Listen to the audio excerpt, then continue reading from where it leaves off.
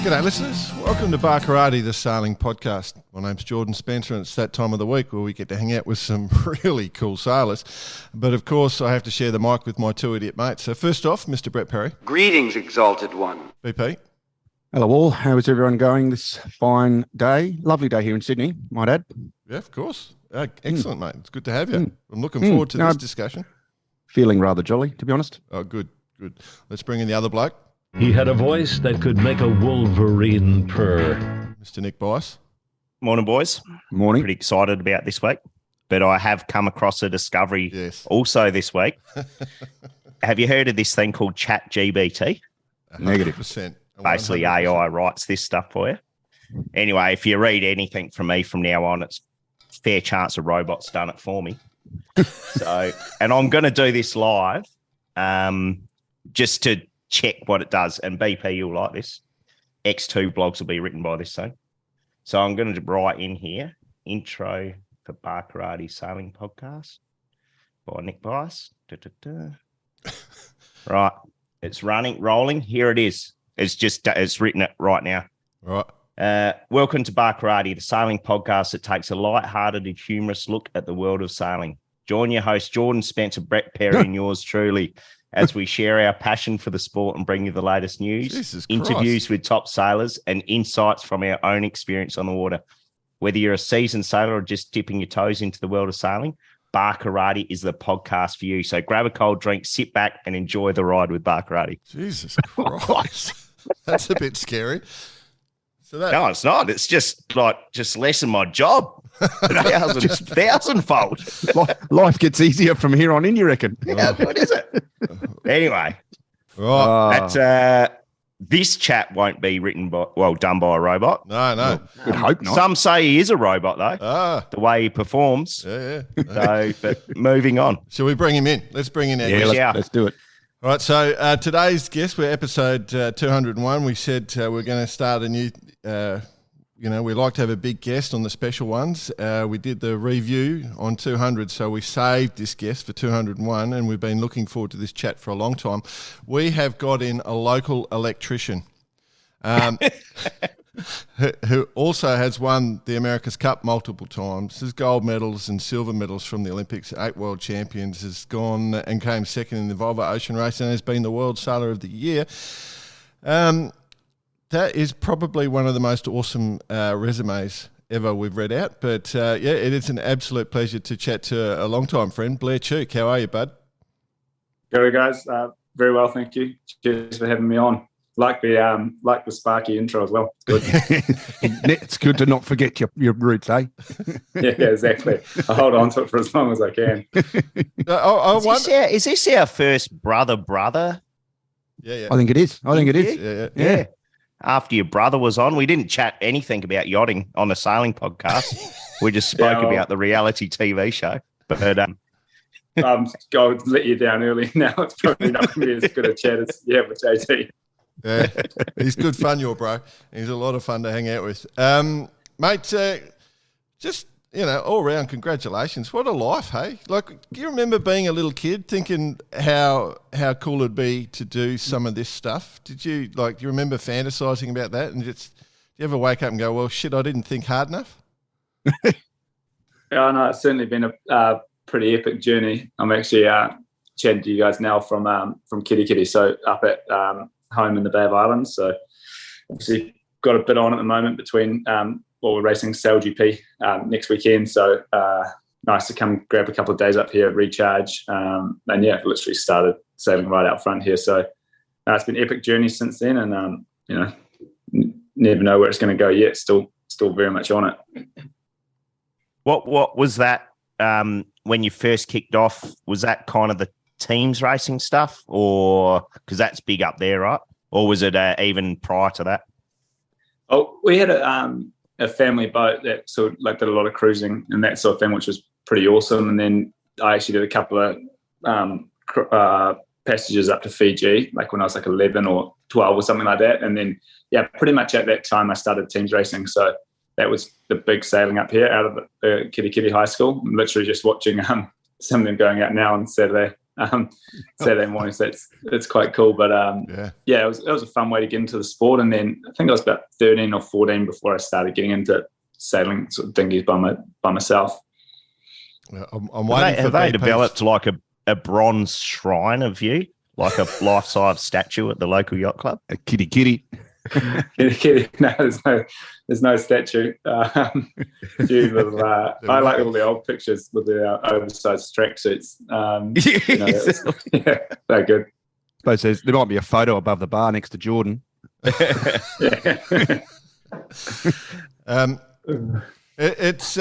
I'm interested. Like, I'm going to ask BP's question. Like, when did you think you start thinking seriously about sailing? Like, when did you think, oh, hang on, I've got my head around this? Well, I like a lot of kids in NZ. I played a lot of rugby growing up, so that was really my main sport till I was like 14 or 15, and then I got the opportunity to go overseas and up to Europe wintertime, obviously. So it was a bit of a clash with the rugby season. So that's where I had a decision to make and decided to take on the European trip. Obviously, a pretty awesome opportunity as a kid. And then from there, just really loved sailing. Still played a bit of footy, but mainly started sailing more and more. And then still at that stage, never really knew where it was going to go. And then late teens when I teamed up with Pete towards the Olympics, that was really when I threw, I guess, the electrical apprenticeship went on hold a little bit at that stage and threw everything into that campaign, and then just really progressed from there. So even at that stage, you don't know where it's going to go, right? You throw everything you got at that campaign, and then obviously it worked out pretty well for us in the end, and then that was an awesome platform to go forward from. It's a pretty that was one of my questions when you met Pete, because obviously this partnership has been probably one of the longest standing and most successful on the planet in sailing history, and it's still going. How did you meet him first, and when did you know? Well, obviously, you just said you didn't know it was going to keep going this long, but it just must be so easy to go sailing. Yeah, well, Pete grew up in Tauranga, so pretty much the same distance away from Auckland as I am north. So we raced against each other a little bit, early on, and then we actually went to the Youth Olympic Festival in Sydney. I can't remember what year it was, together as representing NZ. And then that was sort of the first time being a team together. And then he went to the Olympics in the 470, pretty young, obviously. And then when he came back from that, he was keen to sail the 49er. I'd sailed the 29er a bunch by then and just done a little bit of tornado sailing with Bruce Kendall.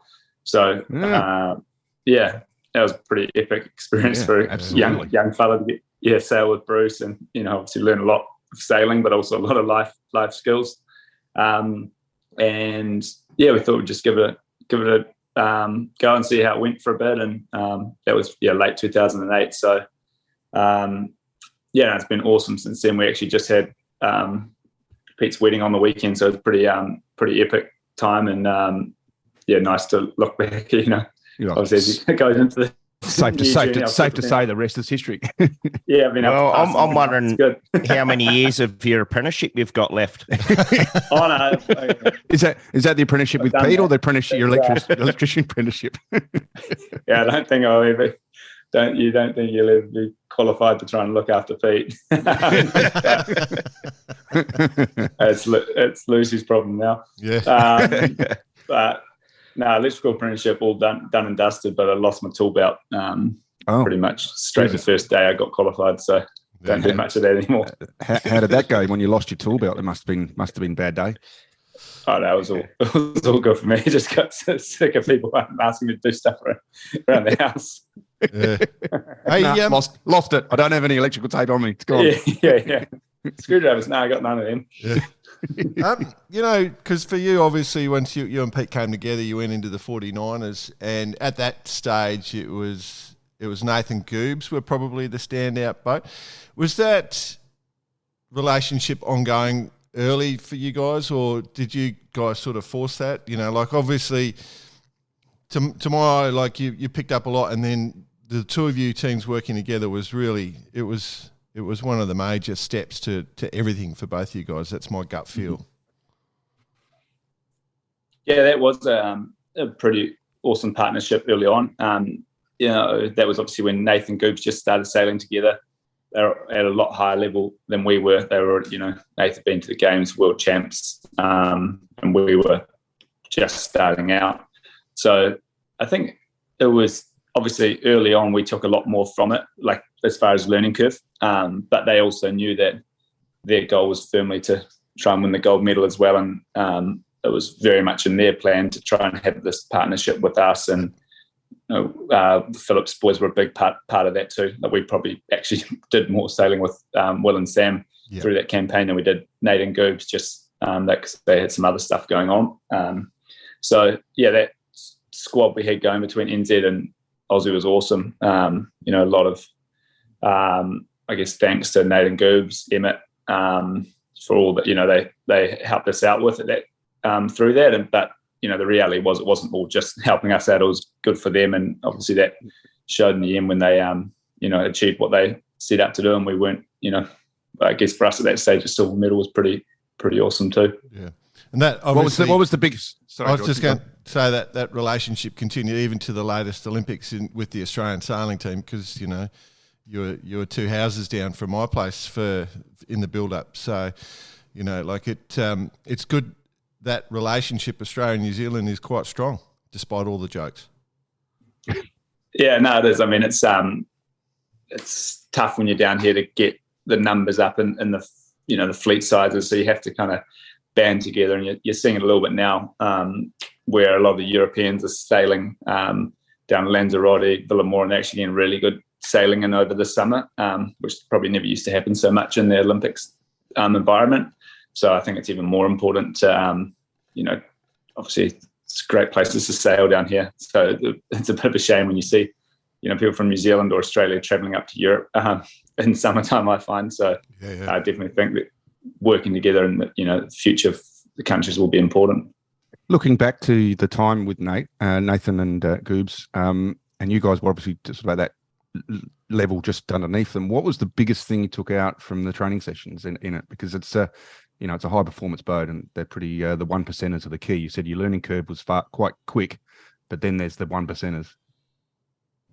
Yeah, we were definitely into the steep part of the learning curve through that stage, really until probably Perth 2011. I think, we went from 17th in the world to second at that Perth World Champs, and then second again just before the Olympics. So, the sails and the mast had changed for that campaign. So, they'd got onto it quite early, had some good settings. So that was probably the biggest thing through there that we learned from there was how the different controls on the boat work, how the mast and sail combinations and all of that. And we were pretty open with that, and right up until London. So, obviously probably both teams had a little bit back at stages, but in most of the terms it was open, because that's the best way you can learn if you're transparent with when people make, changing things. So we did a lot of speed work that campaign, which really helped with our overall understanding, not just for the 49er, I think, but for for future sailing as well, other boats. So we're saying boat speed. It was a big thing. Yeah, real focus on boat speed. We had quite a lot that we could do boat handling wise out, without them. And so that was when we were training with them, was a lot of boat speed focus. Yeah. It's interesting because that obviously 2 silvers and a gold. That's pretty cool. I kind of wonder, and you mentioned rugby before, Blair. Like rugby's massive in New Zealand. For the non-New Zealanders listening, it's if you're in the All Blacks, you're as famous as you can be in New Zealand. I kind of think that you and Pete have usurped that. Like, are you? I know Jess is trying to take some of your thunder there and be, he's in all the mags. But are you guys the 2 most famous sportsmen in Kiwiland? Because I kind of think you are, from what we've observed. No, I think sailing's obviously a very popular sport here. A lot with boating in general is obviously very popular, with so much of NZ living close to the coast. People all got a connection to the ocean, but sailing as a... It's the law. It's mandatory, I think, isn't it? Law, you have to own a boat in New Zealand. Yeah, pretty much. I think that it's something like 7 or there's 800,000 boats or something like that. Yeah. Ridiculous. But yeah, I think there's still rugby, cricket is still, football probably still big, or at least nationally, rugby is still by far the most followed sport.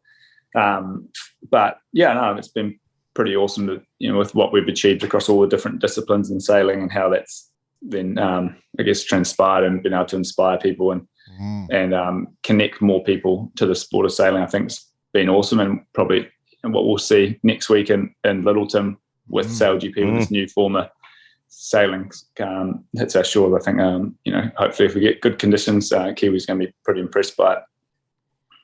I was going to say, like, almost as famous as Far Lap or the Pavlova in NZ. But, mate, you would have rubbed some shoulders with some pretty big celebs, like you mentioned some of the All Blacks. Any of those stand out at all? Like, really up there? Yeah, I guess NZ's a pretty small place in general. So, got some of the AB's guys now. Some of my good mates. Early doors, actually, we randomly had Christian Cullen. This must have been like 97, something like that, when he was like right at his prime. Christian Cullen and Tana Umanga come and stayed here in Kitty, actually. Random connection through family friends of ours. So to have those guys stay during that time was pretty epic. So I've been a Hurricanes fan for life since then. Yeah. That's cool. 12-egg omelette. Yeah. Do you manage to get them down to the base? Like, whether it's the cricketers or ABs or whoever it is, get them down to the base and involved from a nationalistic point of view to try and give some inspiration? I'm sure Dolph has got a few tips for them as well. Yeah, not formally like to my mates, but we actually had Razor Robinson and Jace Ryan, the Crusaders coaching staff. They came for a kind of 2 or 3 day session. Must have been before maybe 2020 or 2021. So that was pretty awesome to have them. They've obviously done awesome work with the Crusaders over the last 5 years. Obviously Jace is involved with the All Blacks now, so that was good to share a bit of that knowledge back and forth. So the knowledge transfer between sports is although that what you're doing is different, a lot of how you try and be successful is quite similar. So I think it's really important to try and learn from each other. It's going to be a big year for Little New Zealand, because you guys are smashing it in SailGP. You're doing awesome. We're not that far away from the Cup coming through. We've got World Cup Rugby coming up this year as well, haven't we? So it's your nation's going to be pretty excited for a while, I've got a feeling. Yeah, now we've got a big year. It's going to be, personally, we're just all eyes on Littleton next week. Get through that. It's a big moment for us. I've racing 18 months overseas to finally have the opportunity to run and race in front of home fans. It's going to be pretty epic. So that's very much front of mind. But big year with spending 3 or 4 months in Barcelona later in the year. Yeah, mate, how was it though? Like a few weeks back, you've just seen that wing get destroyed, and then all the rumours about NZ not happening and all sorts of shit going on. That would have nervous times for you.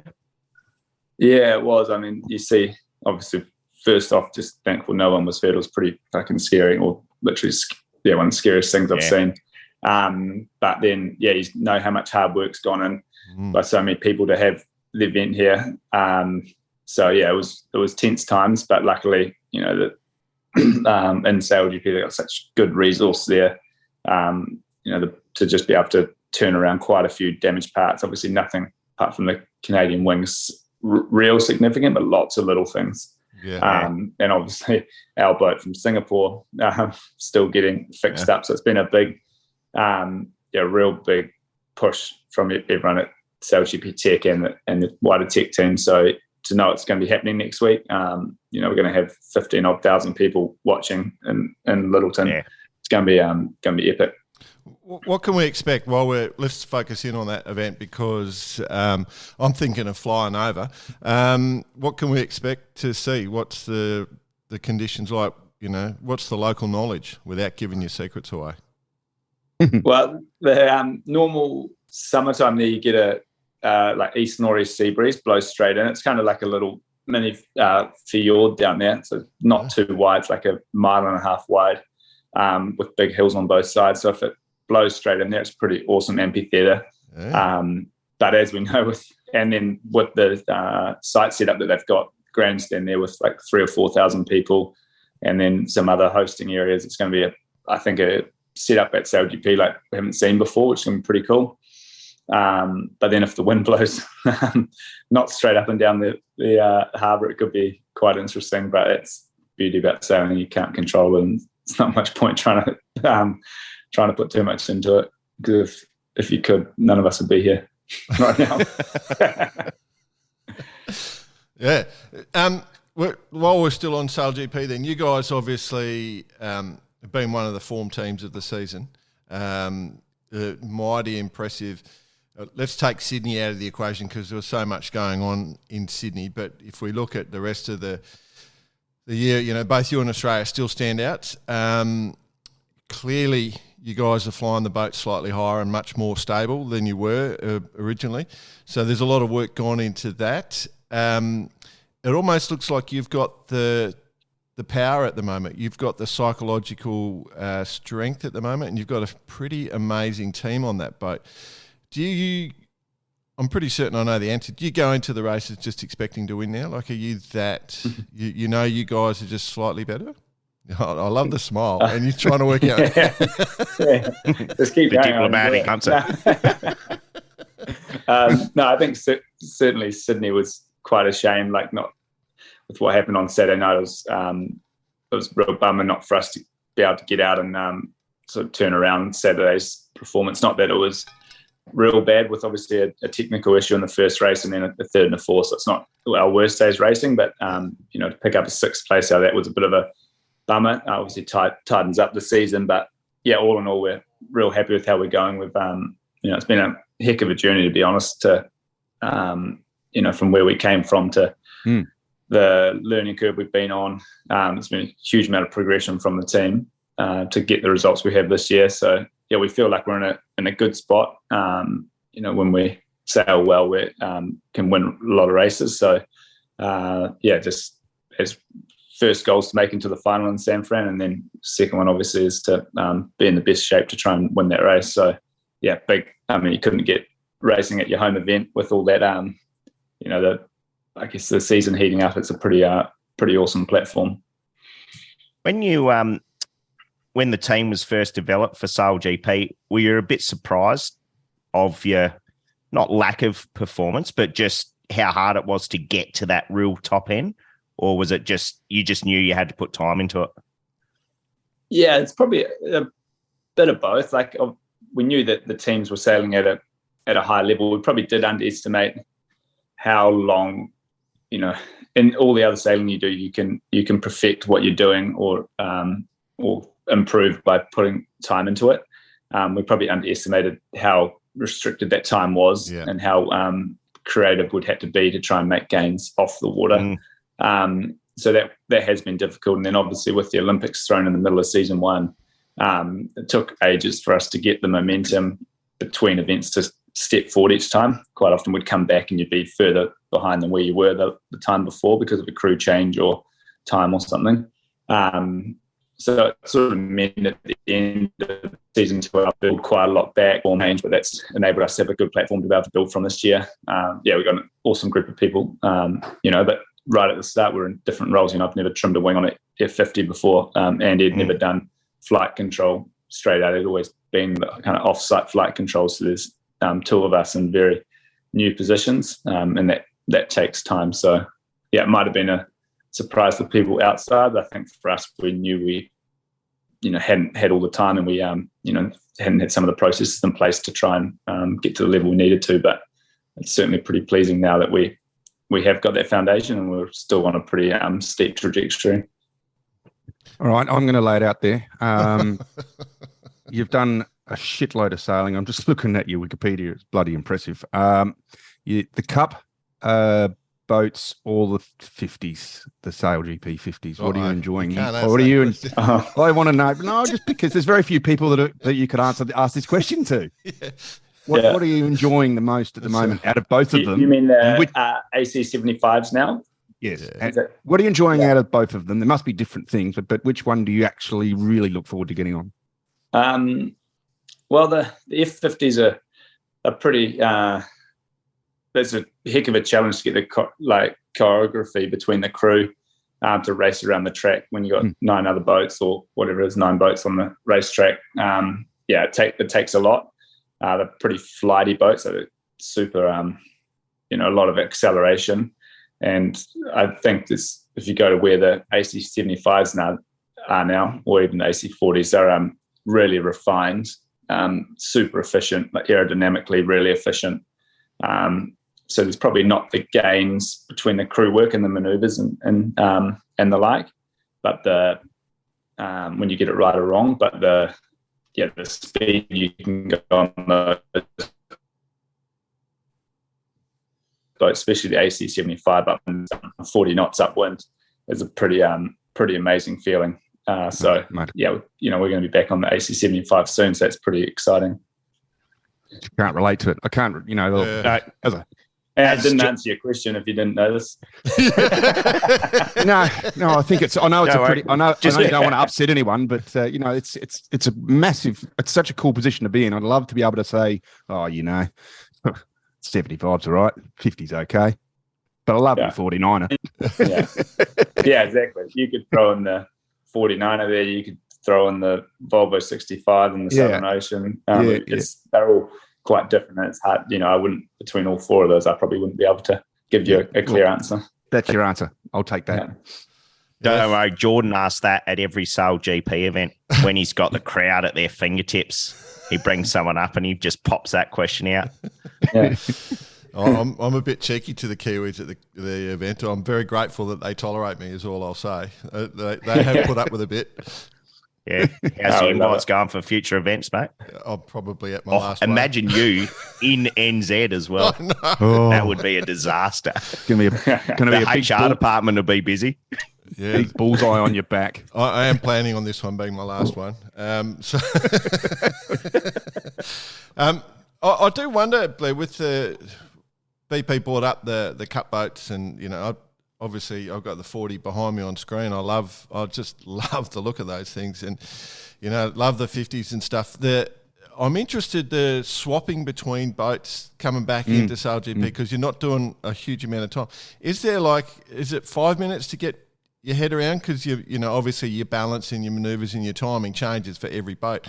Is it 5 minutes to swap back into mode, or is it a day or a year?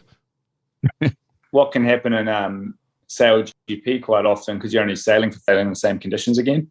So it's not like you just raced at whatever, Singapore to Sydney is completely different conditions. Mm-hmm. So that's quite often what takes some time. So we're lucky that the boats we sail go similar speed, and you're looking for the wind, etc., in similar spots. But the way you sail the boats is quite different. So it is pretty unique to each one. I was watching some of the discussions coming off American Magic this morning, and Tommy and what's the young bloke? I've forgotten the young bloke's name. That's doing some steering as well. They're talking about the sweeps they're doing, and I have no idea what that means. I literally have no idea what a sweep means. I heard that too. Yeah. Can you tell me what sweeping is on the America's Cup boats? I think because those AC40s sail on autopilot, so I think they're talking about some trim sweeps. So they're seeing what the speed of the boat does as they change the trim of the boat. So the pitch of the boat.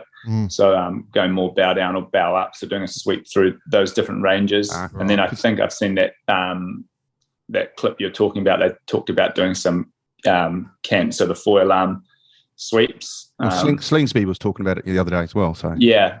So I think that's what they were talking about, sailing the boat with different cant angles and different trims, and then obviously you can adjust the the immersion of the foil as well. So I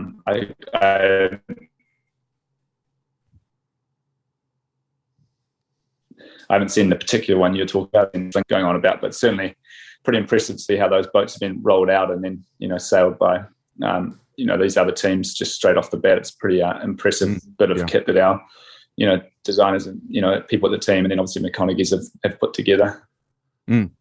I thought they were actually out of respect for Dean Barker. They'd changed the name of the particular manoeuvre, the Dino, into the sweep. The sweep.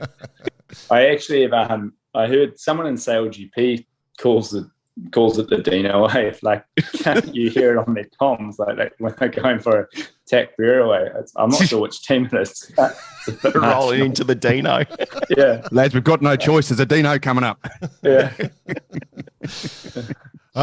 Beauty. No, I mean, I must admit, I got to do some commentary for a coast race coming up, the start of a coast race coming up, and I was just trying to think, could you make one of those AC40s into an offshore boat? Can you imagine one of those racing offshore? Yeah, it'd be pretty hard. The power required to control the foil flap and rudder would be, and then obviously on those boats there's no human power at all, so you need a lot of batteries. But certainly the concept is pretty good with how aerodynamic they are for how much riding moment you get. It's all pretty good. But yeah, we've been keen. The mighty Coastal Classic that we got here from Auckland up to the bay here. We've been trying to get team to do it on one of the the 50s or the AC40 now for years, but we haven't managed to convince him. But maybe get the all clear. Please. Yeah, it'd be epic. I think it's like 4 or 5 hours of records. So I think you'd have a pretty good shot at it. Bloody oath. Your weather window. Here's the weather window. It's 25 minutes. Let's go. Yeah. Mate, you're going too quick for even solar energy. Too quick for the sun. But you've had those 40s out in some pretty harsh condition in Hauraki Gulf, just sending it. Have you kind of been briefed to try, like, actually go, not necessarily break the boat, but try and find its limits, of which you've had on a few occasions? Yeah, we've certainly found on a few occasions. I don't know which one of us has got the record because we've all been on the boat at different times. I think either between Nathan and myself, we're probably up there. But no, it's been fun. It's been quite an interesting. When it's a boat that's getting rolled out to quite a few different people, it's been a different commissioning process. Like when we're back now to sort of September, October, November last year, it's a different commissioning process than we've done before, knowing that it's going to be rolled out to different teams and for the Women's America's Cup, etc. So, it was pretty fun to get them out on waves.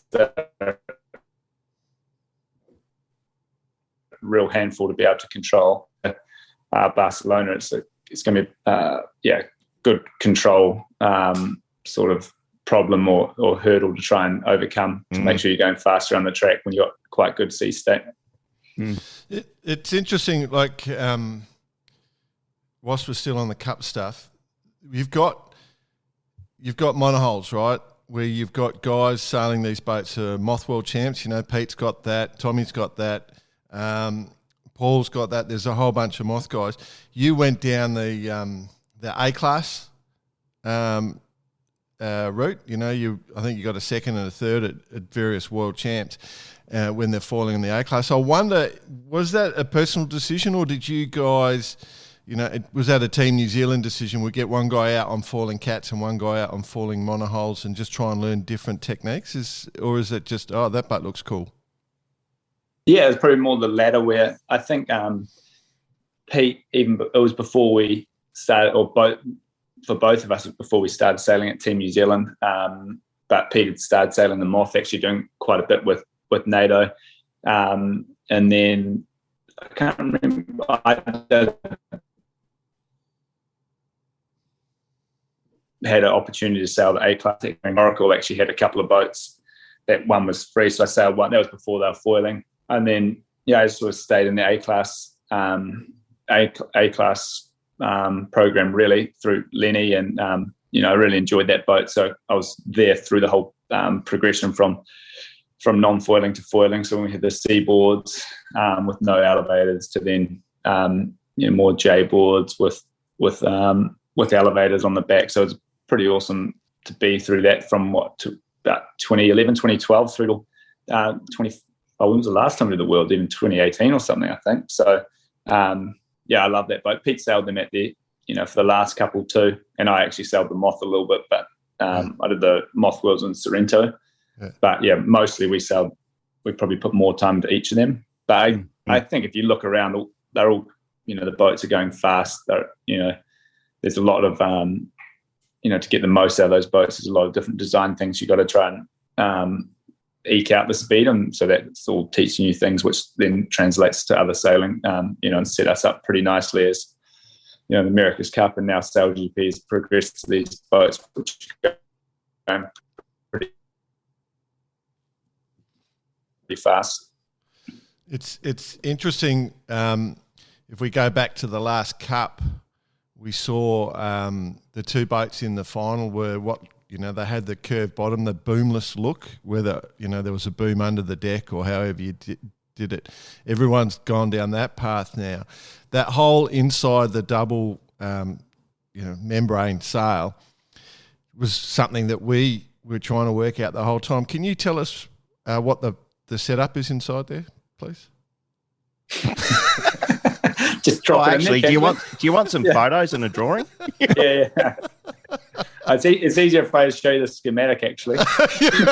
You got a model? Yeah. No, that whole development was a ton of fun. The Cup still gives us the aero design on the Cup is such a big part of it to get those sails through a big range of conditions. Obviously, a wing sail gives you that far easier by being able to adjust the camber or the twist like we can on SailGP. But that's that problem is, or it's an opportunity, right, to try and do it better than your opposition. It's pretty unique, and I think going forward it's going to be a big part of the Cup. Yep. Yeah.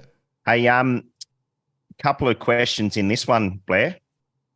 The post last Cup, there was a bit of timing between yourself and Pete signing for Team New Zealand. Was that, and plenty of rumours going around? Was it always in the bag? Was it always in the bag you were going to sign anyway, and it was either a bit of a PR stunt, or were you just holding out to Dolts to remind him who's really the boss? No, I think after the Cup was obviously straight to the Olympics, that was on the back of a big few years. So to be completely honest, we just had some time out trying to get into SailGP, and that's kind of where things got prolonged. But no, very happy to be back now, and pushing for another chance to hold up that Cup. Well, which gives us a good. Oh, sorry. I was just going to say, one of the things we worked out that were in the contract was that they were renaming Cook Strait into Pete and Blair Strait, and we're just waiting for that to come out. Do you remember that discussion? So, when is that naming ceremony happening? Pete and Blair Strait. I don't know exactly. I'm still waiting for a road sign up in Kitty. I reckon. Yeah. So the next one then, Blair, and it's all probably very complimentary, so it works for all parties, but Team New Zealand, SailGP and Live Ocean, which is going to be good to talk about, all kind of working together. How's that relationship work? I'm guessing it just adds value from all sides, right?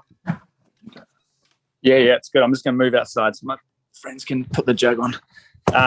You got me all good? Yep. Yeah. No worries. Yeah, sweet. No, it's working out well, and Live Ocean is such a big part of everything we do now. Really racing with purpose, and want to use the platform we got to try and change the needle in the direction the ocean's health is heading in. So you see it now with being the charity partner on the SailGP boat, obviously with Live Ocean Racing and the ETF and the team up in Europe doing great work there. And then, for the Cup and SailGP in general, they complement met each other so well. It's such a,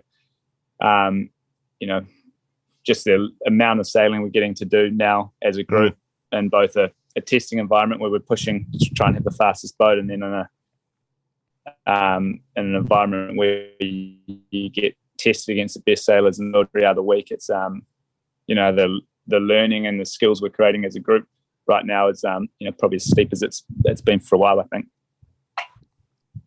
Does that and maybe Jordan, you could help with this one too. Originally, when SailGP came out, was there ever a restriction on cup teams entering, and did that get loosened up, or it was always whoever can enter can do it? Because clearly, like you say, more time on the water is always a good thing. No, I think it's been, for SailGP, their philosophy the whole time's been to have the best sailors there.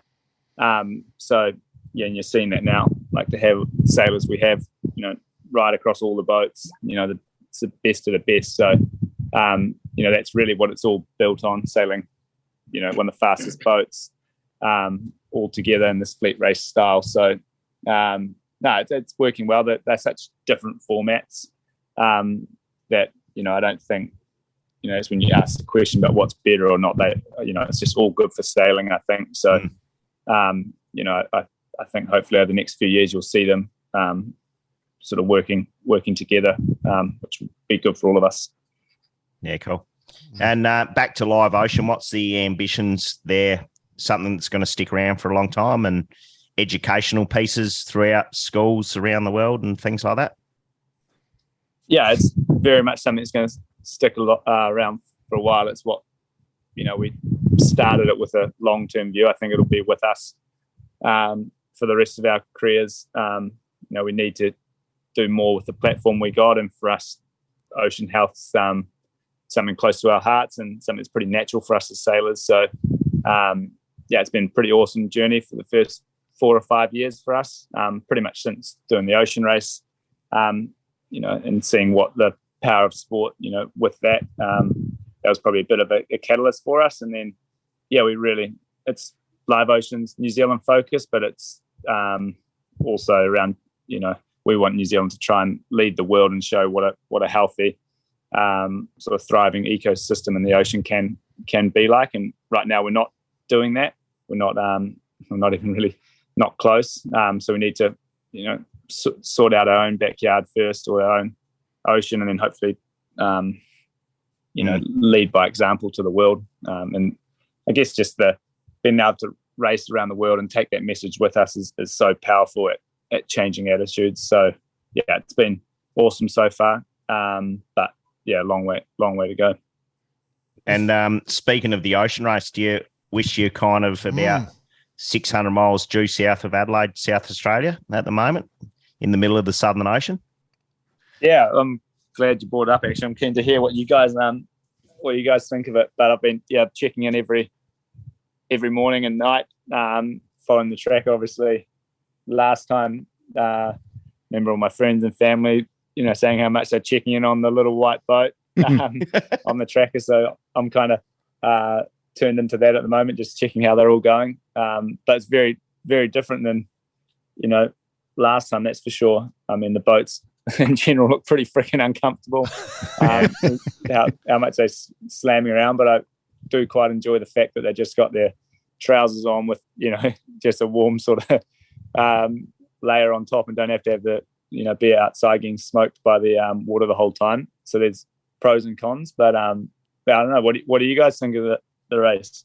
Oh, my take on the boats is, I wouldn't say they're fragile. They're just so high performance that you can't sail to the maximum speed. And what we would have seen in the 65, so we would have seen 48 jibes coming into that little edge of the ice gate, while all the boats sailing to full noise and literally within miles of each other.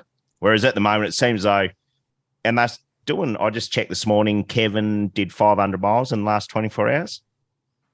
Cruising along, probably has got bugger all sail area up, just trying to keep the boat underneath him. So, but still doing 500 miles a day. Whereas on the 65, to do 500 miles, you are going for it. And you're tacking on, or jibing rather, on each little shift. you're trying to get maximum out of the boat.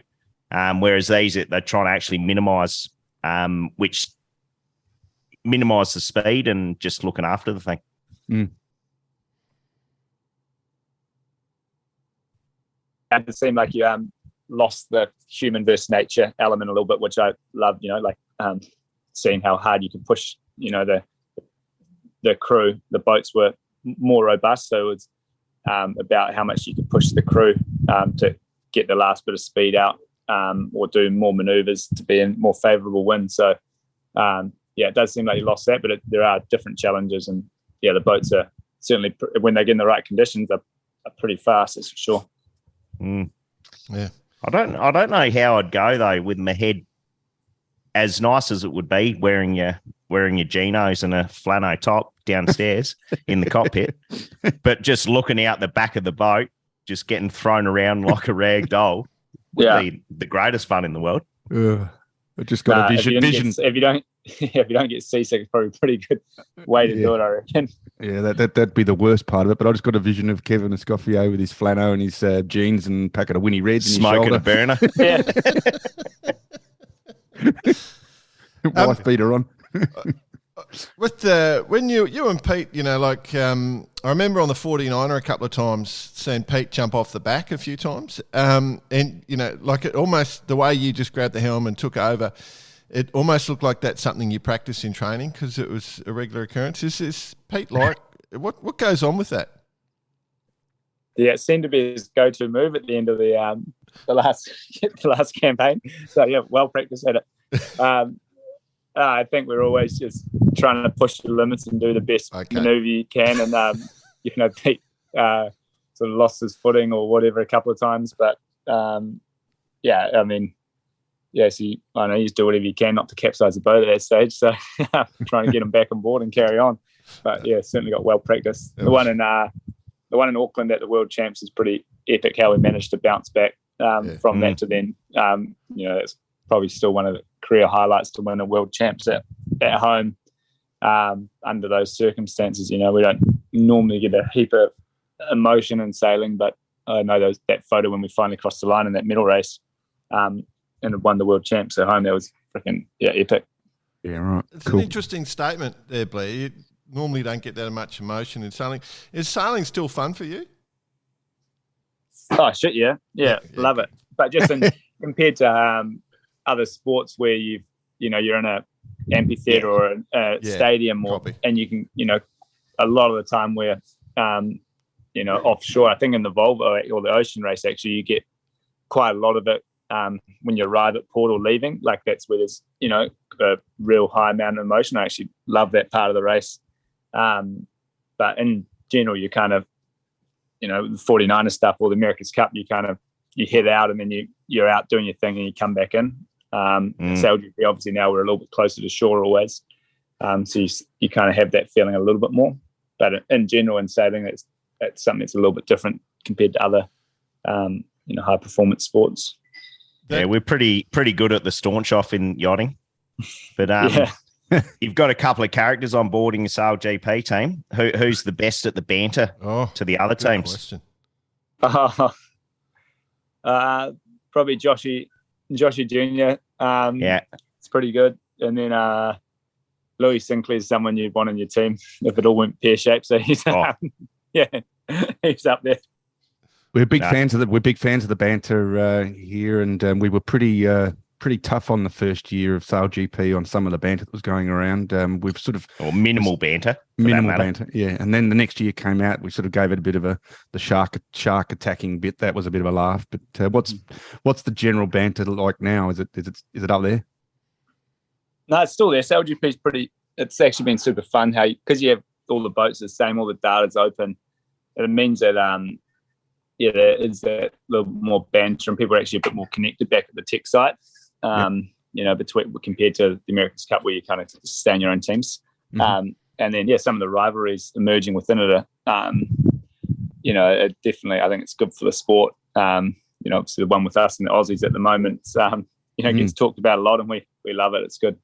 Good to take you guys on and, when you're doing it in the sport you love and at the highest level. No better place to be. Pete and Jimmy have had a bit of banter along the way. That's probably one of the better ones we've seen. And just the way Pete does it actually is a classic. Like it's no words, it's just a look. A look. Yeah. Yeah, no, he's good with that. A look of confusion. Yeah. Yeah, probably confused the other guys too, though. I love it. But one of the things that we've loved you for over the years, and the Kiwis sort of have led the way on this, and now it's a global tradition. It's the mullet. You know, you guys always run a good mullet. It's gone for you now with the CEO role. Is that difficult for you, or do you want to bring it back? No, I actually had a little one going until the wedding, but I think Lucy would have killed me if I had it in the wedding photo, so I had to get rid of it for Lucy's wedding. But no, I actually really like the mullet hairdo. It's practical. The amount of time we spend in the sun, it's pretty good. But gee, hey, let me write these times now. I've got to remind my missus of this. Practical. This is the greatest justification of a mullet I've ever heard. It's practical. Sun protection. Oh, mate. If you keep it trimmed enough so you get rid of the side bits, you can actually, as long as you stay straight on to whatever you're facing, they don't even notice. You've got the deep neck, the deep neck, sort of the drop down back mullet. And then it's just till you turn around, then they're like, that guy knows how to party. Yeah. I like it. Yeah, exactly. Best of both worlds. Wouldn't have guessed it from the front, but when he turned around, my God, it was all on. Yeah. But I've seen like all the young 49er guys, and now they're still running it. So it's good to see they've carried it on. And there's actually some pretty crook ones out there. So I'm quite proud of that. There's some very crook ones out there. Yeah. So for you, mate, like once all this, let's look forward. Once all this sort of settles down, later on in life, you've done everything, and you're just going to. Are you going to fade back into being a coach, or are you going to just go cruising around the world, or what's the thoughts? It's genuine Buy question. A farm. Oh yeah, I don't know when it'll be, but I'd love to do some cruising. That's how we, that's how I start. First off, I said at the start, that's how I got into the sport. We have a family yacht, and lucky to cruise up in the islands. So keen as to do that when I get some time. I don't want to just sort of jump in and out of it. I want to do it where you can do it properly. Obviously, our 49er coach Hamish has been a pretty good inspiration on that. He's lived a pretty well-balanced life over the last 10, 20 years. So yeah, lots of chats before 49er races about places we could go cruising. So at some stage do that, and then probably more time up here in Kitty. So but who knows when they'll be. A few more things I want to tick off before then. Well, yeah, no, of course. But I just, because we, there's plenty of people who cruise listening. What sort of, you're one of the best sailors on the planet. What sort of boat do you get when you go cruising? Are you looking for something fast, or are you just going to get something with lots of comfort? Yeah, good point, actually. We used to have monohulls, have like a triple skin Cody, which is a native New Zealand wood yacht when we grew up. But more recently, I've spent a bit more time on not just racing catamarans, but cruising cats. And obviously, once you get to the destination, it's pretty good with the space you get and the speed you get to sort of cruise around in. But then offshore, you can get, it can be pretty uncomfortable motion. But so I'd probably be leaning that way at the moment, to be honest.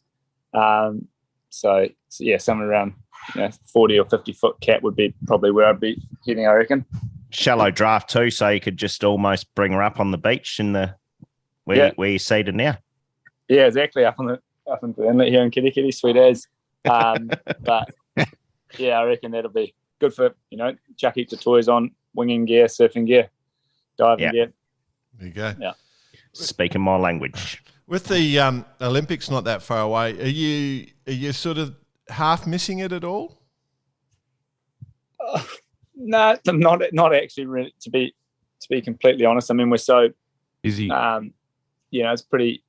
It was a tough decision at the time. Shit, yeah, when you've thrown everything in your life at something for 10, 12 years, to then maybe longer, then you kind of just stop doing that. It was a tough decision, but also, with what leading the New Zealand team for SailGP and trying to grow that, all our work with Live Ocean, and then obviously the Cup. There's you don't want to do things in halves, and you want to be able to throw yourself at everything. So in that regard, I think it's a pretty easy decision. And we'd achieved a lot at the Olympics. Obviously came so close to standing on the top step again in Tokyo, but still, absolutely stoked with the silver medal. And I think it's a good time to, step away and see the next generation of sailors come through and represent us at the games. So still connected with some of those guys and girls, and helping them, from a distance with their campaigns, but not, if I sort of think, oh shit, where would I be if we were doing that? I'm pretty happy with where we're at. I must admit, though, I know we're running short on time, but quick comment. I was a bit disappointed with your silver, having kind of like seen what you guys had done throughout the ocean race, the Volvo and stuff, and then seeing you jump across and after the Cup and all that stuff. And it was kind of what you're saying is kind of a letdown, is what you're saying. No, I thought, oh, mate, these boys have got this in the bag for sure. Did you have some money on us, Bicey? Yeah, that's what it was. So disappointed's the wrong word, but I could see exactly where you're going, and it's like, damn it. Yeah. No, I mean, when it got postponed, and with the Cup, there was always going to be a tough ask. In fact, we chucked everything at it. Like Jordan saw us over in Queensland there. It was a big few months. We pushed as hard as we could, and we got ourselves into a good position to win, and obviously to lose by the smallest of margins at the end. You can sort of have a smile about it now, but it's a pretty brutal way. If you think compared to the silver medal in London, where we, had really, I guess, there wasn't that heartbreak at the end to get that. It's quite a different emotion, but we also at the time made sure we enjoyed it, because you look at I remember seeing people when we won that first silver medal and they'd been in our position and they weren't celebrating. They look, and it's like, shit, you still won a medal at the Olympics. That's a hell of an achievement. So no, we made sure we did, but it was fucking brutal at the time. Mm-hmm. It's we are, as Bossy said, we're kind of out of time here. So I guess I just want to bring us back to SailGP. So for the punters, that it's next weekend. As you said, there's big stands build up, and it's a good venue for coming down and watching. So I guess the question is, can you predict the results now? Because I'm just looking at the reflection of the trees in your window there, mate, and it's honking by the looks of it. So, are we expecting wind? What's going to happen? I don't know down there. I sailed there on the A class actually, 2012, maybe 2013, like on the Seaforth. So when we just started foiling on them, and shit had some loose runs, like where you're sort of in that semi-foiling mode where you're not really actually in control at all, and like a 20 knot easterly, nor'easter. So hopefully we get those conditions again. If we get that, it'll be some of the best sailing I think we've seen.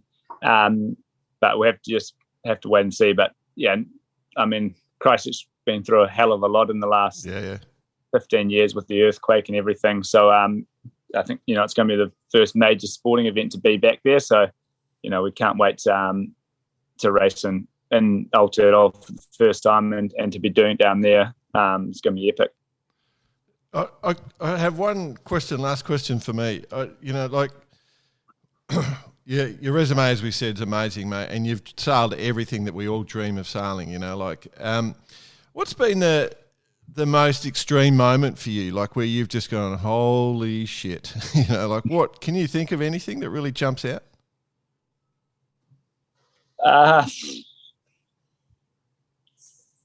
Few different ones at times in the South Africa was where you were definitely outside of your comfort zone. Both Southern Ocean leagues really, but especially the one from here to around the Horn up to Idishai. That was, especially when we lost fish, that was freaking tough few days. It was rough conditions. We obviously had the real issues with our mast track, so we were dealing with a lot on our own boat. So that was, it wasn't like immediate. It was just more a combination at that stage of like a lot, it's relentless pressure. Other freaky moments, the pitch pole and Bermuda and the AC it all happened pretty freaking fast, to be honest. That was a good one. So somersault out of that boat, that was pretty freaky. But no, I mean, it's all relative, like if you're going fast on the 49er in big conditions, you're on the edge of control as well, so it's just in some of the boats we sail now, some of the circumstances you find yourself in, the consequences are very high if you get it wrong. Absolutely. Very cool. Mate, awesome, mate. It's been a ton of fun. I do want to say one last thing to all the New Zealand listeners. When I get to Christchurch, everything I say is in jest and fun, and I love you guys. And now look at it, backwards step. Please don't hurt This me. may be our last podcast ever.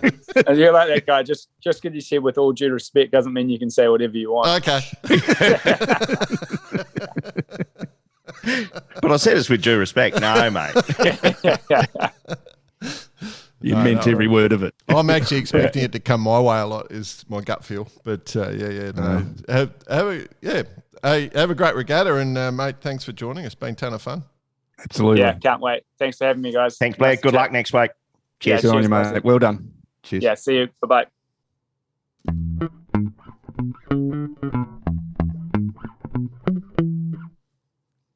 Gents, possibly, I'm going to say across the generations, one of the more most famous across all generations, from young kids. Remember when we interviewed Hugo? From young kids who recognise, but also from the older people and the demographic that really are into America's Cups or Olympics, whatever it is. So he could possibly be one of the most famous sailors ever. Blair? Yeah. Obviously, Pete's the other partnership. They're part of that partnership, but we'll bring Pete in at a later time. We like to say the 400th, maybe. Pete's a great guy. Just so you know, if you, it'll be a ton of fun as well. They're but super busy. It takes the fact we could get him was bloody good. It's very good. So we're super grateful for Blair taking the time because he's trying to have family time and he gave it up for us. So that is pretty decent, I reckon. He must remember to thank him next week, Jordan, when he's. There's no. What is your role next week? Hey? What are you just your standard? Are you just a tourist or are you VIP?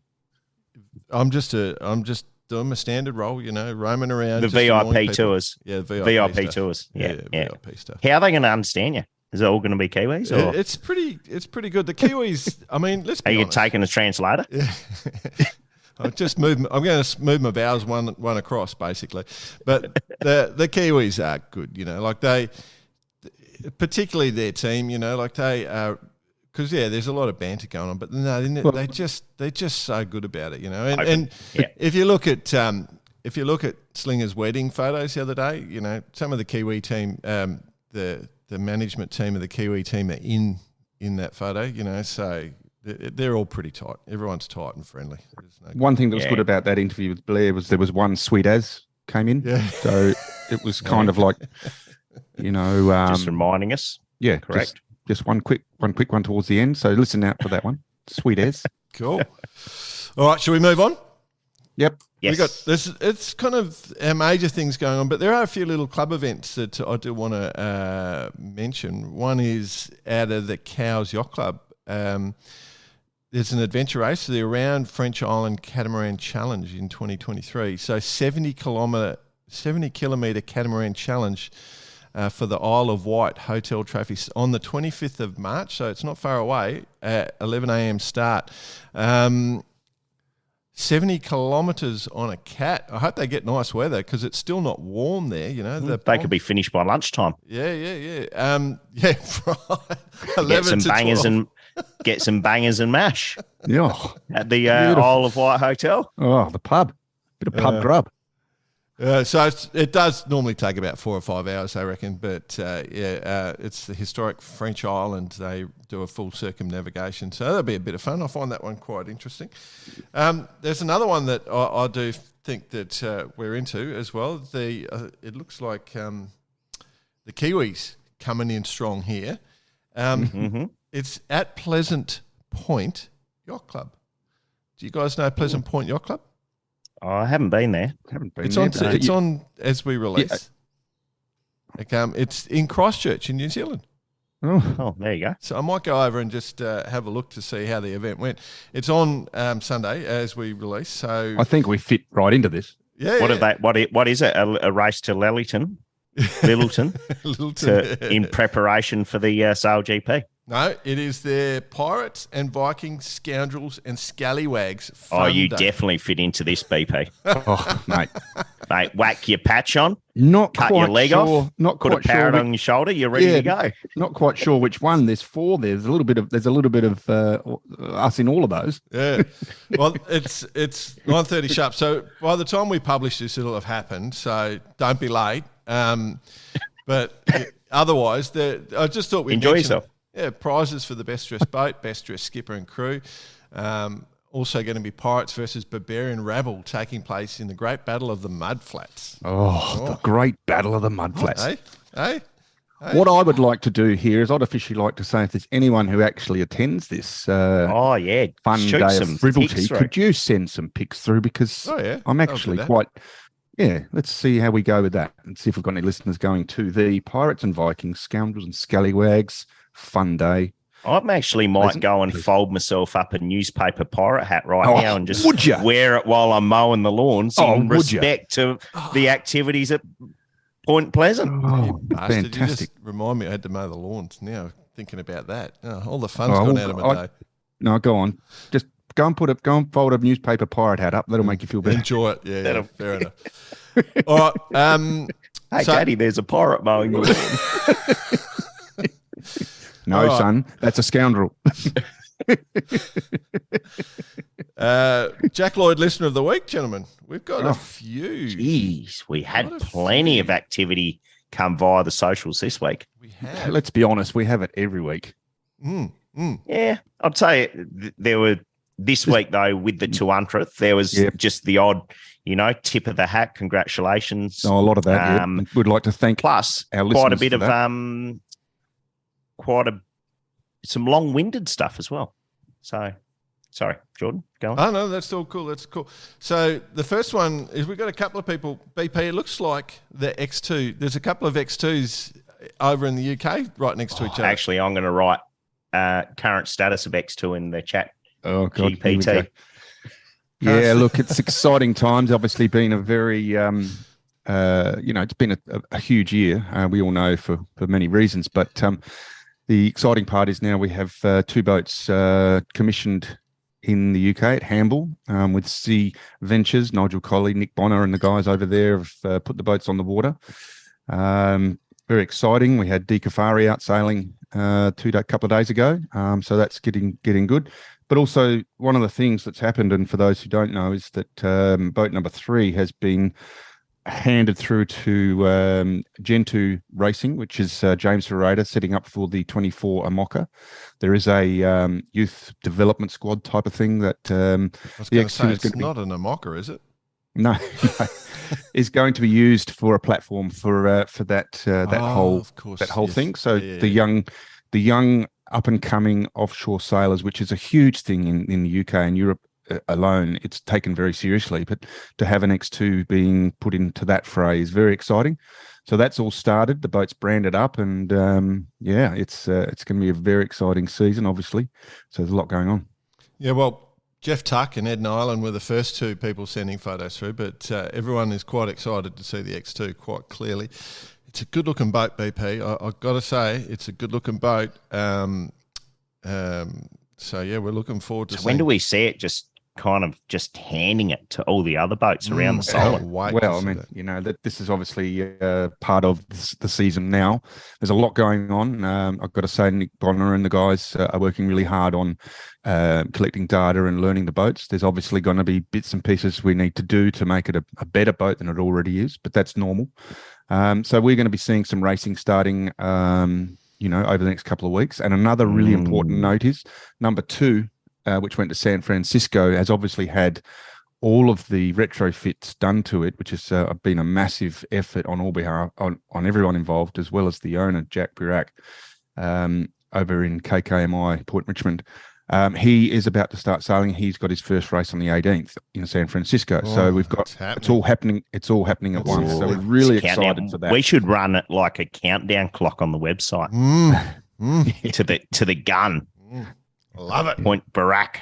We're all excited. Jack Barak in Point Rich. Yeah, good. We're all Let's excited. All right.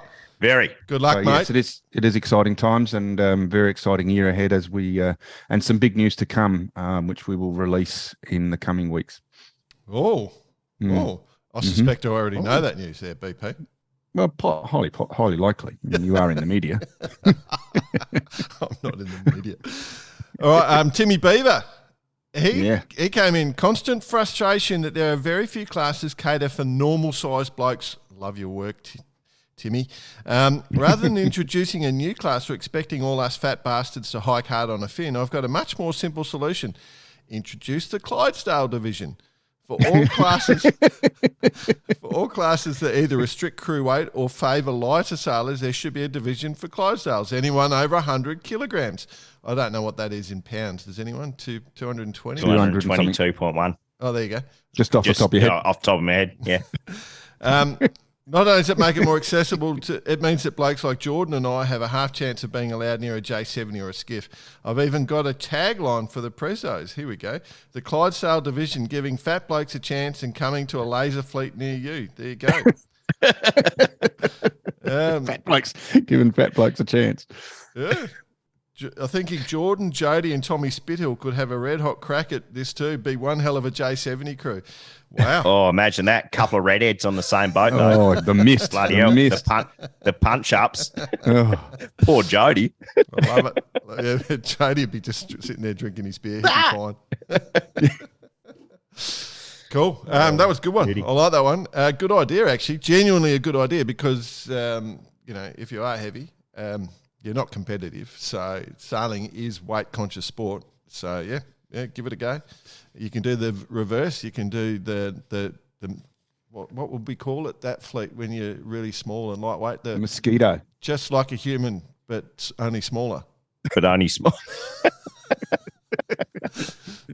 Just like a human, but only smaller. Only smaller class. I had a good email messenger trail with Pauline Brookman, who's a Queensland lass, and just talking about how much she's into the show. She got put onto the show. She loves it, blah, blah, blah.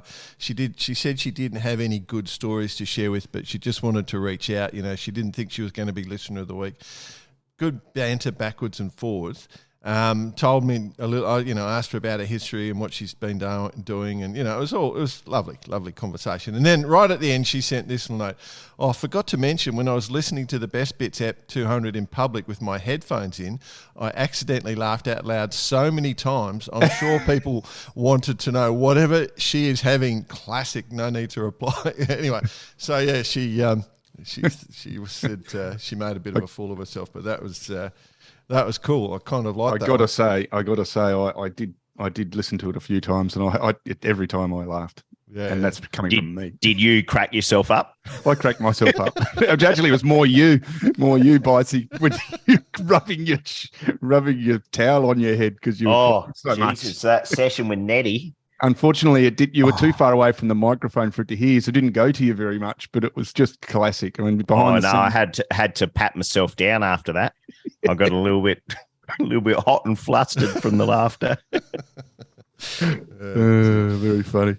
Yeah. All right. Cool. Well, well done, Pauline. Well done. Yeah, that was nice. So all those listeners, well done. We appreciate everything that comes through. Very cool. Yep.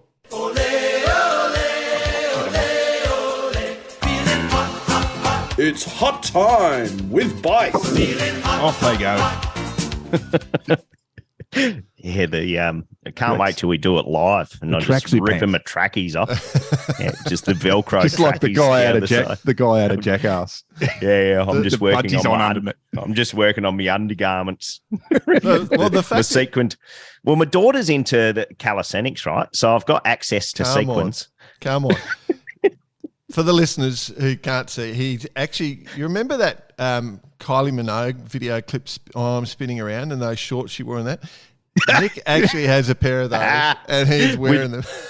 And Blair was wondering where his tool belt went. I got that on too. And your cowboy hat. Oh, dear. Very good. Come on. What do you got, boss? What do you got? Mate, we touched on it with Blair. Ocean race. Yes. We've got to have another look at this. The boats are currently just skimming across the ice gates. They've taken a bit of a right hand, so literally due south of Cape Llewellyn. Yep. And they just hung a little bit of a righty because there was a pretty much an exact point there and the ice gate kind of came down 45 degrees, so they're just diving more and more south. Yep. Probably not advised if they're popping in for a barbie. I was going to say, if they were wise, they'd actually just be hooking it a little bit left at the minute. Yeah, I was wondering. I was going to ask you when you're leaving. Well, I've got the pulled pork on, so Yeah. It's definitely going to be slow cooked. I think just looking at the weather system, maybe they're just trying to just sort of get a little zig so that that system can move forward slightly on, and then they've got a nice perfect reach straight into Adelaide. Because, I mean, if they don't turn soon, you're probably going to be a little bit Investigator nervous. Strait. Yeah. They're going to miss Investigator Strait. I mean, that's a key. Yeah, no, that's pretty tough at the best of times, the Investigator Strait. So they need to time it correctly. Yeah, especially from the northern coast of Antarctica. Not to mention when the brisket's going to be ready. Maybe we should full on ley line. Maybe we should give them a call and see if they're coming. No, maybe. Actually, why don't we try that? We'll try that. We definitely will. Okay. In the meantime, though, just see whose numbers you got there, and we'll see what we can do, Jordan. Okay. But what we have seen, bit of compression, and how do you like that word? Yes. Just watching the JJs. Yeah. Compression. We've had a bit of compression. There's But compression on Bradley's head from there. a 500-mile lead, Holcim. Now that's down to 113 miles. Yeah, it's Now full on, just isn't poking their nose into lighter airs. But as mentioned, also I'm looking at the tracker now. Yep. Course 121 speed 25 knots. Yeah. Yep. You don't see that shit every day. No. I think Biotherm just jibed, so I was it just hasn't gonna recorded say. probably. It's only saying 10. But 11th hour 23.7, Militia 25.8. I got the feeling 11th, they're just biding their time, 11th hour. You reckon? Yeah. They're sailing despite the issues that they had during the week. They found a couple of cracks in their rudders Yep. through the blade. So who knows what that's going to lead to, but they swapped their rudders out at sea.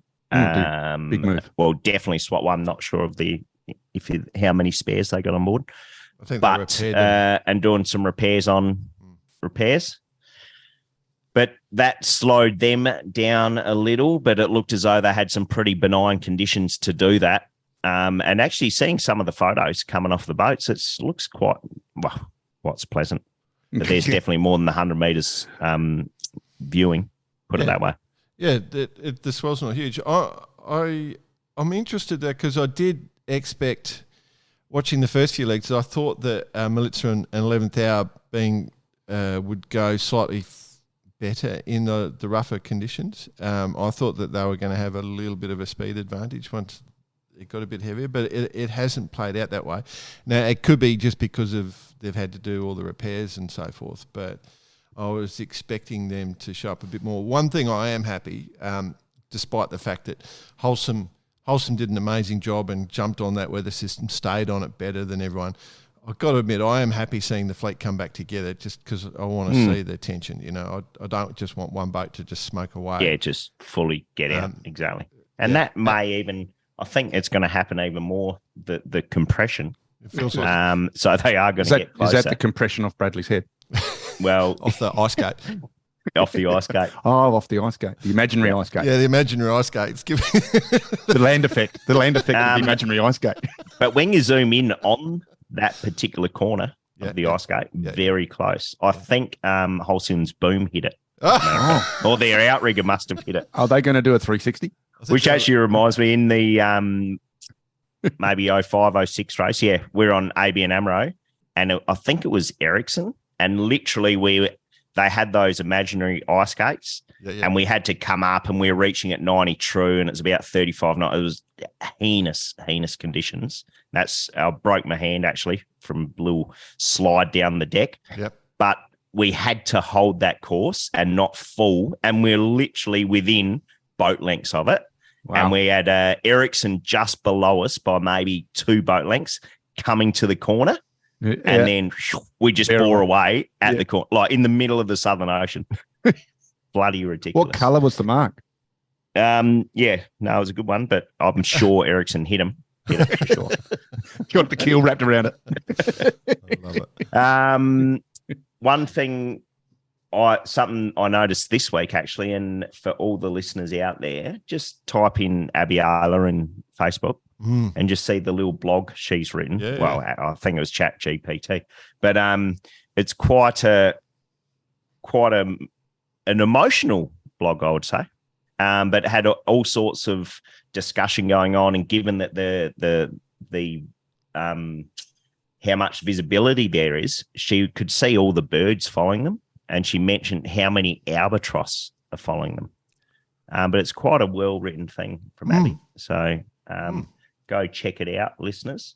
It's definitely something worth reading and experiencing what all those guys and girls are going through. Tough, isn't it? It is quite crazy. Yeah. Very cool. Would you want to be out there on one of those boats? Jesus, it's a bloody big question. It is. I mean, it's hard to say no, and maybe hopefully it's not as relentless as what you'd think, and maybe you get used to it, but I wouldn't know. Couldn't tell you. Yeah. You see the guys on Militia fixing their engine the other day. That wouldn't have been fun. Yeah. No. None of it. Working with any greases and oils and diesels and whatever else they got there, and chemicals and blah. Swishing around, and obviously the mast repair did we chat about that last week? Yeah, I think so. That mast repair, I was wondering how I'd do that. I must admit, I sat there and I was trying to work out exactly what I'd do, and I guess they just have a sleeve that they put on in the end, and just... No, it's there's basically kits. This is what I picked up on it. Yeah. You can buy these kits with basically will go off in any weather. Yeah. These the carbon patch up kits. Yeah. So they would have basically prepared the space and just literally re-established the actual laminate over the split which the Code Zero halyard or whatever it was had through. So, I mean, it'll be safe as, but, well. A lot of work. Make out, I did not say that. But there's clearly some, we see, who was it, Will, up the rig, like just covered in carbon dust and paint and all that sort of stuff. Yeah. And then we see Rosalind. Yep. Up the rig, big smile on, nothing on a wet weather gear. She's up there for the inspection and gets the money shot. Well, I think she was up there for 4 or 5 hours. So I think she was. No, she did the initial inspection. I think, and we had all the GoPros and the photos and cameras and stuff. Yeah. But a massive group effort. And fortunately, they were able to find a pretty light patch or super light patch to be able to do the repair. So. Otherwise, imagine being up there in 30 knots trying to do that. Oh, huge. What about, whilst we're on Melitza, what's going on with those jumpers? Have you guys noticed the jumpers that they've got? Woolen jumpers? Yeah, or those woolen jumper, like they look like they're doing après ski. They're waiting for their cocktail on the balcony in the Alps. In the Alps. Oh, they're pullovers, not the jumpers holding the rig up. I was done that. I was going down that path too. So didn't we get rid of those in 2010? Yeah, we haven't seen them for a while. Yeah, good one. Something Good that one. they've just brought out.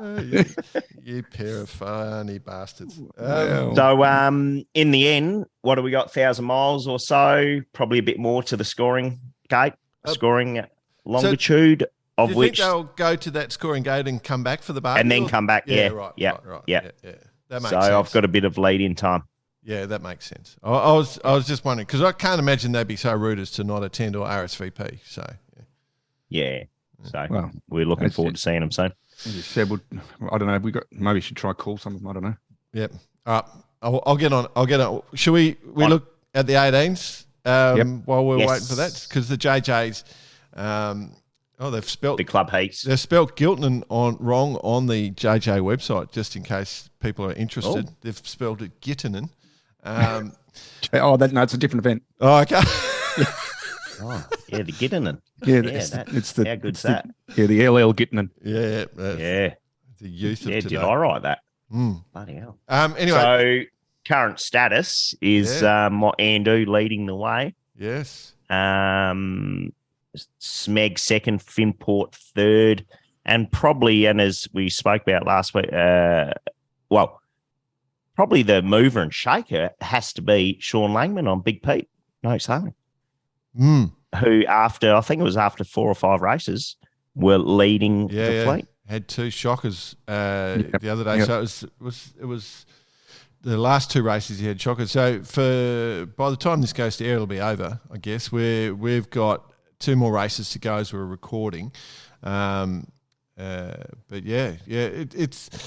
it's a good event to watch. It's what they call their worlds. There's no one outside of, I think, a couple of Queens. Oh, we had German. We've got German and Germans Japanese in there. The Japanese. It's getting there. Are there any K ones?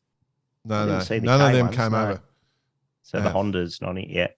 Yeah. But anyway, it's good watching. You can watch the stream live, so that's good fun. They throw a lot of resources at it. It's good fun, and there is a drinking game going on. In case you aren't aware, it's every time the word compression is mentioned, every time the word kumquat is mentioned, kumquat. Yeah. Okay. Yeah. And every time you hit the ley line, they love hitting ley lines. 18s. The commentators love ley lines. They've overstood it. You can only lose on a ley line, kids. That's why when we teach you match racing, we tell you to take your competitor to the ley line so they can only lose from there. So anyway, comments from Supercoach. Yeah. But if you add ley line, compression, and kumquat together, you got a massive issue. It's like a full house. You're in trouble. Yeah, you're hammered. You're going nowhere. What the hell is a kumquat? Kumquat's a powerboat that comes through the fleet at full noise. But get into it. Have a bit of fun. Enjoy that. Good sailing. But it's easy watching. So I can tell you right now, we're recording Saturday morning. I'm looking out the window here in Sydney. It's a perfect brew for a lovely northeasterly today. Nor'easter. Good. Yeah. So cool. It's looking potentially like a cracking day on the harbour. Great. Yep. Good work. Yeah, cool. Good. I just want to mention that the Bacardi Cup Invitational Regatta is going on. So all the star class legends are out there sailing drinking Bacardis, I assume. I don't know. Is that normal size people? Normal size people, yeah. I don't know, BP. What is it? Just sponsorship? It's like Rolex throwing here and me. We're giving free advertising away. Why am I saying these brands? No, they're just giving away cups. Yeah, Bacardi cups. But yeah, all the legends. Is it special cups with Bacardi in it, or is it actual branded Bacardi cups? Just cups, plastic cups with a picture of Bacardi on it. Yeah. But anyway, the thing I'm interested in though is, obviously it's an international regatta in the US. Paul O'Leary and Steve Milne currently leading, but I'm going for the third place team, Survival of the Fattest. Elvin Melleby and Mark Stroop, just because, a good fun name in the star class is not often seen, and most of the times they just put in their numbers and do boring stuff like that. But just coming up with a name like Survival of the Fattest in in the middle of a star class is Loving great. it. Yep. We've got Let's get Catalina- on that. Let's try and push that a bit harder. Yeah, they need to Come on, step it up. Star guys. Yeah, Yeah. step it up. We've got Catalina Wine Now- Mixer down in there. Catalina wine mixer. That's a good one. That's an old movie joke, that one. I might be wrong, but Okay. I'm just having a look through the entry list. I'm a bit surprised I don't see Paul Cayard's name there. He is. he's He's in there? 7th. He's 7th Currently overall 7th. currently as we look. Oh, my mistake. But yeah, obviously got a bit of time on his hands now. So Boom, boom. Righto. Dear. I want to bring one to the table, boys. I'm interested in your views. So this is on the 15th and 16th of July in Queensland is the 2023 Yacht Share Queensland Fin State Championship. So the Fin class, right? Mhm. Nothing too exciting yet. Fin yeah, class. no, you've got us riveted. Yeah, yeah. Okay. Can't believe it's not a 505 story. Okay, here we go.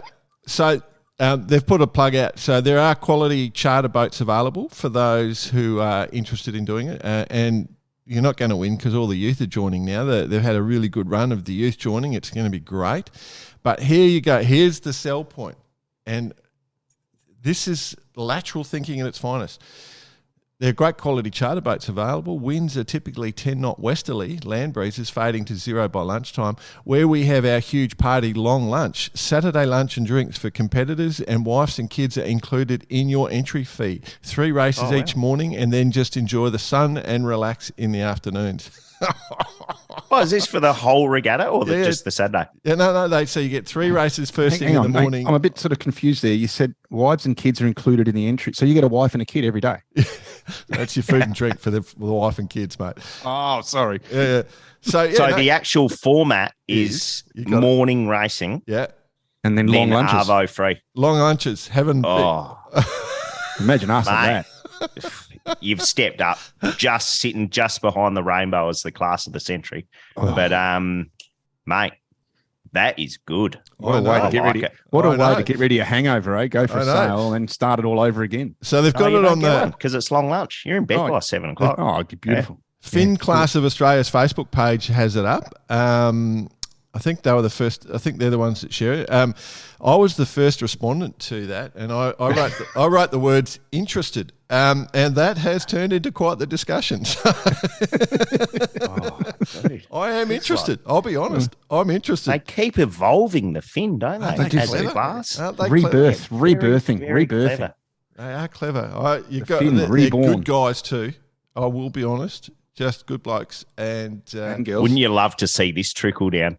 So Hamo in years to come is 8 a.m. starts. You're back in by 11, ready Yeah. for the long lunch. Mate, the F&B, food and beverage would be through the roof. Oh, But I just wanted to share that with you, lads. I thought you'd be interested in case you want to jump on a plane and come up. You know, maybe we could go one step further by seeing No, introduce. Don't. Oh, Introduce, sorry. come on, introduce the pursuit regatta. We could do a bar karate pursuit regatta with 8 a.m. starts. No. How about this, BP? You have the here we go. regatta, have the regatta, then you have the long lunch, and then you do the pursuit race. Yeah, that's kind of called Mega's Barbecue during Lincoln Week. Been there, done that. Oh, I love it. Okay, Awesome. What next? I think that's it. Shut it down, Reg. Get your guitar out. I think All right. there's a bit of America's Cup stuff going on, which I'm fired up. We're going to try and do a little bit, focus in on the women and the youth stuff. We'll try and do a bit of that. We got plenty on the go at the moment. So for all those, I don't know how we're going to keep up with all this, but regardless, yeah, I think Just going to have to go pro. the Swiss, I think, were sailing. They were doing 50 knots in 16 knots the other day. Just That's sailing. just insane, wow. isn't it? It's insane. It's so. Righto. Got my guitar. Let's go. Oh, okay. Got where do you your want to shot start? glass on your finger. Yeah. Where you Count us starting? in. Count us in, BP. Oh, 4, And 2. 5, 6, 7, 8. Oh, nice. Penny Calendar, what are you playing? How can you talk and sing at the same time? The talent. See you all.